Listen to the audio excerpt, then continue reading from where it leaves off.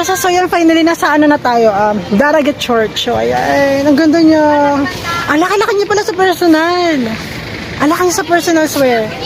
O yun o. Tapos guys, sobrang ang ganda nung nung likod nitong Daragat Church na to kasi nasa likod niya si Mayon. Diba ang ganda? Swear. Ang ganda. Ewan ko na baka siya close. Itong pinagkakatayuan natin ngayon. Kasi para siyang para siyang mini garden. So kung titignan niyo. Pero ayun, ang ganda. Kitang-kita si Mayon dito.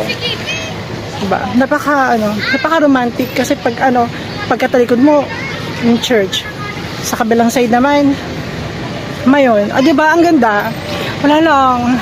Ang perfect na lugar na to. Definitely, yes, babalik pa kami ulit. Kasi marami kami mga tourist spot dito na hindi pa namin napupuntahan.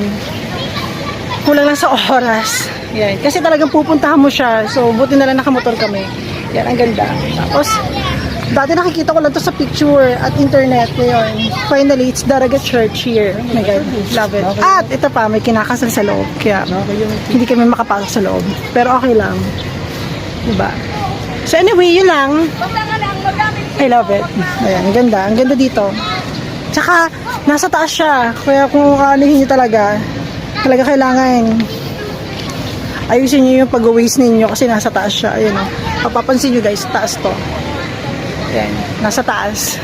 Yun lang. So, taragis guys, umuulan. Ibig sabihin blessing to. Ayan, si Daragat Church. Naambon. So, kailangan similong muna kami. Kasi, diba?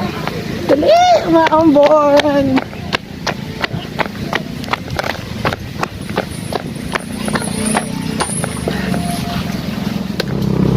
Hello guys! So, ayan.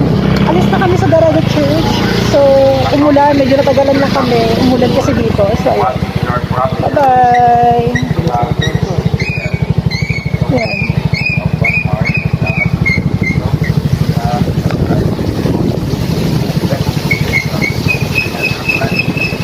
Lakas ng ulan dito kanina, so parang mga 30 minutes din kami nag-antay lang dun sa may tindahan. So, kaloka.